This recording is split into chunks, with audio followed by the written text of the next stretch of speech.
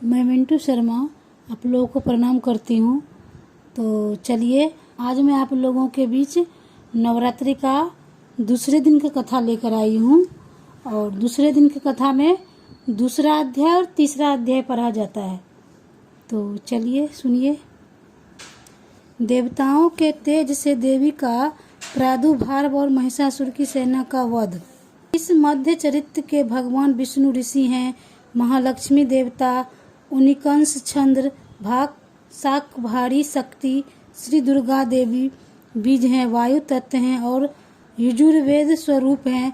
इस मध्य चरित्र के पाठ में श्री महालक्ष्मी जी की प्रति के अर्थ यह विनियोग है, जो कि रुद्राक्ष की माला अपने हाथ में लिए हुए हैं तथा फरसा, गदा, बाण, वज्र, पद्म, धनुष, कुनिस, टका, दंडक, शक्ति, ढाल, घंटा, सुरा, भाजन, शूल, चक्र अपने हाथों में धारण किए हुए हैं।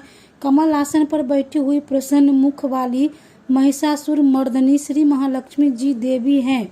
उनको मैं ध्यान करती हूँ। ऐसे स्वरूप वाली देवी का ध्यान करे। ऋषि ने कहा, पूर्व समय में देवताओं के राजा इंद्र और असुरों के राजा महिषासुर में पूरे 100 वर्ष तक भयंकर युद्ध हुआ था। उस युद्ध में महाबलशाली असुरों ने देवताओं की सेना को पराजित कर दिया और समस्त देवताओं को जीतकर महिषासुर को इंद्र बना दिया। तदनंतर हारे हुए देवता ब्रह्मा जी के आगे करके जहाँ भगवान विष्णु और शंकर जी थे वहाँ चले गए और उनके लिए अपनी अप्रजता तथा महिषासुर के बल, प्रताप और संपूर्ण समाचार सुना दिया। सूर्य, इंद्र, अग्नि, चंद्रमा, यम, वरुण आदि सब देवताओं के अधिकार छीनकर आप ही स्वयं सबका अधिपति बन गया है। उस दुष्ट आत्मा महिषासुर ने स्वर्गलोक से निकाल दिया है। इस कारण सभी देवता पृथ्वी पर मनुष्य की तरह विचरते हैं। देवताओं के दुश्मन महिषासुर का संपूर्ण समाचार आपसे हमने कह दिए हैं। हेमराज, सब हम आपकी शरण में हैं। अब आप इसे मारने का विचार शीघ्र कीजिए। इस प्रकार देवताओं की समस्त बातें को सुनकर भगवान मधुसूदन, विष्णु और शंकर जी अत्यधिक क्रोधित हुए और उनकी भुटिक कुटिल तथा मुख लाल हो गया। उसी समय ब्रह्मा, विष्णु और शंकर जी के मुख से पूर्ण क्रोध के कारण एक महान तेज उत्पन्न हुआ। इसी प्रकार अन्य सभी इंद्रानिक देवताओं के अंगों से भी एक तेज उत्पन्न हुआ और वह तेज सब मिलकर एक जगह इकट्ठा हो गया। उस तेज की ज्वाला से समस्त दिशाओं विख्यात हो गई और सभी देवताओं ने उस तेज पुंज को जलते हुए पहाड़ के समान देखा। समस्त देवताओं के शरीर से निकला हुआ वह एकत्रित अतुल्य तेज अपनी ज्योति से तीनों लोगों को प्रकाशमान करता हुआ एक स्त्री के रूप में प्रेरित हो गया। जो भगवान शंकर जी का तेज था उससे उस स्त्री का मुख बना। यमराज के शरीर से निकले हुए तेज से उस स्त्री का केश बना तथा विष्णु भगवान के तेज से भुजाएं बनी। दोनों स्थन चंद्रमा के तेज से कमर का मध्य भाग, इंद्र के तेज से जांघ तथा घुटनों, वरुण के तेज से और पृथ्वी के तेज से दोनों नित्यबंध बने। ब्रह्मा जी के तेज से दोनों चरण, सूर्य के तेज से पांवों की उंगलियां और भुजाओं की उंगलियां, वसु के तेज से नाक, कुबेर के तेज से दांत, प्रजापति के तेज से उत्पन्न हुए, अग्नि के तेज से तीव्र नयन बने, संध्याओं के तेज से दोनों भौहें, पवन के तेज से दोनों कान तथा इस प्रकार अन्य संपूर्ण देवताओं के तेज से यह शिवा कल्याणकारिणी देवी उत्पन्न हुई। तब तो संपूर्ण देवताओं के तेज पुंज से उत्पन्न हुई देवी को देखकर महिषासुर से सताए हुए सभी देवता परम आनंद के लिए प्राप्त हुए। तब पश्चात शंकर जी ने अपने त्रिशूल से एक त्रिशूल और भगवान श्री हरि विष्णु ने अपने चक्र से एक चक्र दिए। वरुण ने शंख से, अग्नि से शक्ति, वायु और धनुष और बाणों से भरे हुए तरकस प्रदान किए। देवताओं के राजा इंद्र ने अपने वज्र में से वज्र और आयुध दिया तथा इंद्र ने अपने ऐरावत हाथी का घंटा प्रदान किया। यम ने काल दंड प्रदान किए। वरुण ने पाशा, रुद्राक्ष की माला, प्रजापति ने और ब्रह्मा जी ने कमल मंडल प्रदान किए। देवी के समस्त रोम कूपों में सूर्यदेव ने अपनी किरणें भर दी। काल ने निर्मल खड़क और ढाल प्रदान किया।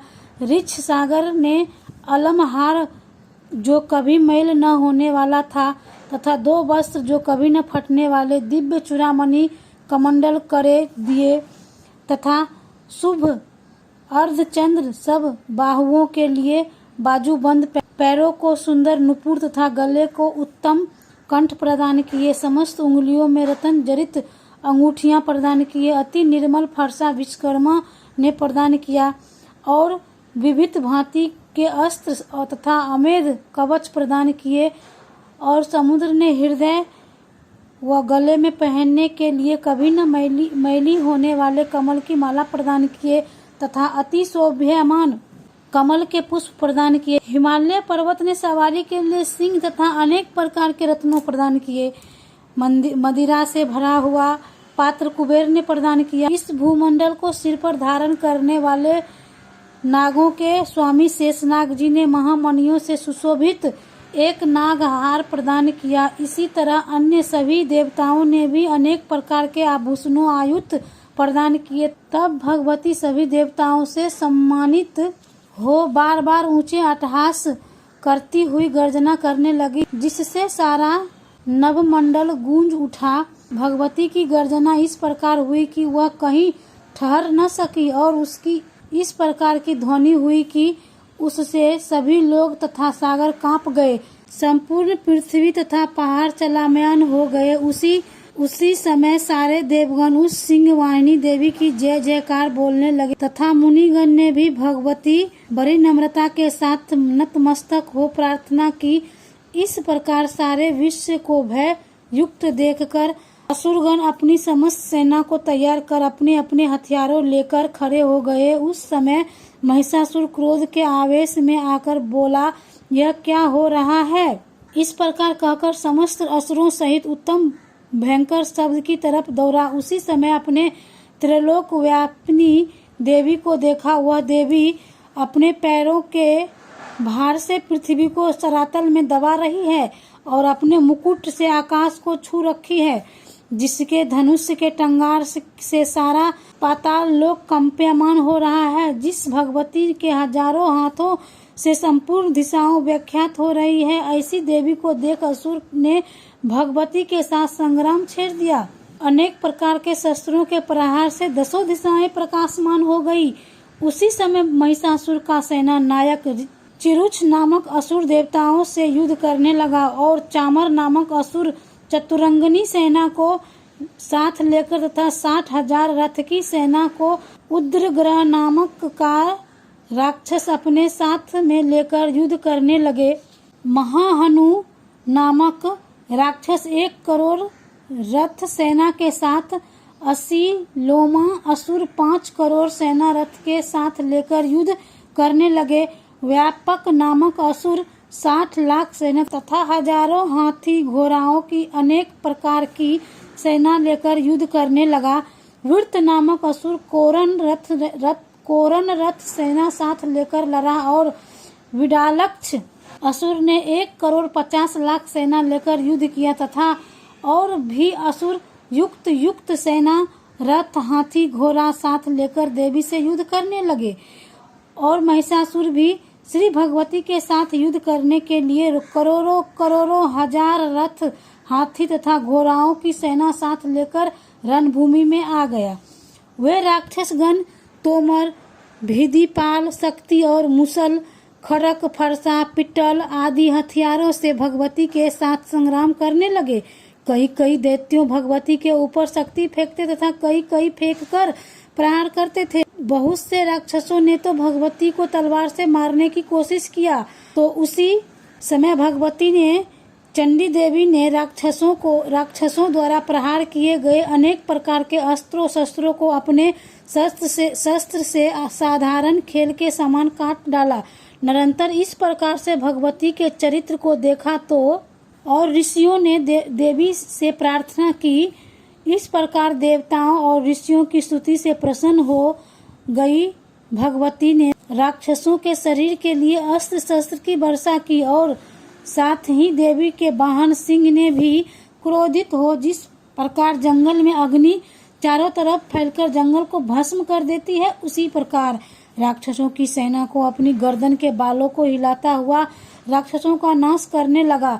युद्ध स्थल में युद्ध करते हुए भगवती ने जितने श्वास छोड़े, उन प्रत्येक श्वास में भगवती की 100,000 एक लाख गण उत्पन्न हुए और फिर से भिंदपाल, फरसा, पटील आदि अस्त्र शस्त्रों से युक्त करते हुए भगवती की शक्ति द्वारा वे गण राक्षसों का विनाश करने लगे। उस युद्ध में देवी के गणों में कुछ तो ढोल शंख बजाने लगे तथा और उस युद्ध महोत्सव में कुछ मृदंग बजाने लगे।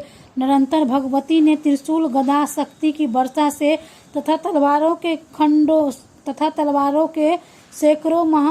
तलवारों से सैकड़ों महाअसुरों को मार डाला तथा कुछ असुरों को घंटों की ध्वनि से मोहित कर दिया तथा कुछ असुरों को पास में बांधकर पृथ्वी पर घसीटा और कुछ दैत्यों के तलवार से टुकड़े टुकड़े करके पटक दिया। कुछ और असुरों को भगवती ने गदा के प्रहार से मूर्छित होकर पृथ्वी पर गिर पड़े। कुछ राक्षसों के मुसल की चोट से मुख से रक्त बहने लगे। बहुत से राक्षसों के हृदय में चोट लगने से आहूत हो पृथ्वी पर गिर गए तथा बहुत से उन रणभूमियों में बाणों से ही मर गए।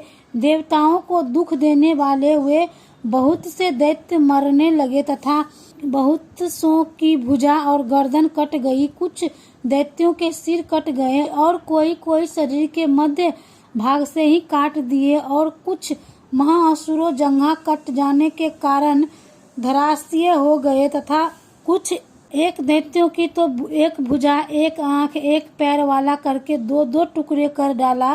कितने एक तो सिर के कट जाने पर भी फिर उठ खड़े हुए। तिरछन आयुध लेकर वे कमबंद धर ही देवी जी से लड़ने लगे। कई एक धर नगारों के लय ताल पर नाचने लगे। सिर कटे कितने धर में तलवार और शक्तियां और दृष्टियां में लेकर श्री जगदम्बा से ठहर ठहर कह रहे थे।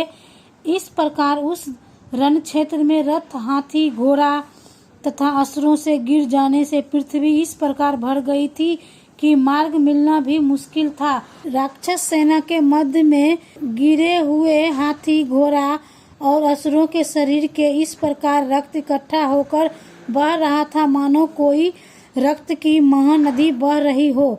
माँ भगवती ने उस महिषासुर सेना का इस प्रकार संहार कर दिया मानो तीर्ण और लकड़ियों की ढेर को अग्नि ने जला डाला हो। देवताओं के वाहन सिंह ने भी महानंदा भयंकर चिंगार करते हुए तथा अपनी गर्दन के बालों को हिलाते हुए ऐसा मालूम पड़ता था कि वह शत्रुओं की प्राण की तलाश कर रहा है। देवी के गणों ने उन महाअसुरों के साथ ऐसा युद्ध किया कि देवता गण प्रसन्न होकर आकाश में फूलों की वर्षा करने लगे। यहाँ पर दूसरा अध्याय समाप्त होता है। अब तीसरा अध्याय पढ़ते हैं। उदय होते हुए सहस्त्र सूर्य के दृश्य, अरुण प्रभा तथा रेशमी वस्त्र पहने हुए, गले में मुंड माला धारण किए हुए, रक्त चंदन से चर्चित सतनों वाली जपवटी विदा अभय वर को कमल के समान सुंदर मुख, रतन जरित अर्ध चंद्रमा युक्त मुकुट धारण किए कमल आसन पर बैठी हुई भगवती को मैं ध्यान करती हूँ। महर्षि बोले, महाअसुर सेनापति चिछुर ने जब अपनी सेना का इस प्रकार संहार होते हुए देखा तो क्रोधित होकर जगदम्बिका से युद्ध करने के लिए गया। वह असुर समर में भगवती के ऊपर इस प्रकार बाणों की बरसाने लगा जिस प्रकार समेरु पर्वत के शिखर पर मेघ जल बरसा रहा हो। तत्पश्चात देवी ने उस महाअसुरों की बाण वर्षा को साधारण खेल के समान अपने बाणों से काट दिए और उसके रथ के घोड़ों तथा सारथी को बाणों से मार डाला और तत्काल ही उस महाअसुर के धनुष तथा ऊंचे ध्वजा को काट डाली तथा धनुष के कटते ही उस चिछुर के शरीर के बाणों से घाव कर दिए। तब पश्चात धनुष, रथ, घोड़ा तथा सारथी को सारथी को नष्ट हो जाने के कारण वह महाअसुर अपने हाथ में ढाल तलवार लेकर भगवती के ऊपर प्रहार करने को दौड़ा और उस तीक्ष्ण धार वाली तलवार से सिंह के मस्तक पर प्रहार करके बड़े वेग से भगवती की बाईं भुजा पर तलवार को मारा है। निरंतर वह तलवार भगवती की भुजा पर पड़ते ही हट गई। तदनंतर उसने बड़े क्रोध से लाल नेत्र करके त्रिशूल उठा लिया और भद्रकाली देवी की तरफ उस त्रिशूल को फेंका। वह त्रिशूल आकाश मार्ग में गिरती हुई सूर्य के दृश्य प्रकाशमान दिखाई पड़ रही थी। इस प्रकार दैत्य के उस त्रिशूल को अपनी ओर आते देख देवी ने अपना त्रिशूल छोड़ा और उस महाअसुर के त्रिशूल के सैकड़ों खंडन कर दिए तथा उस महाअसुर को भी मार दिया। जब महाअसुर सेना नायक बड़ा बलवान चिछुर असुर मारा गया तो देवताओं का दुश्मन चामर असुर हाथी पर बैठकर भगवती से युद्ध लड़ने के लिए आया।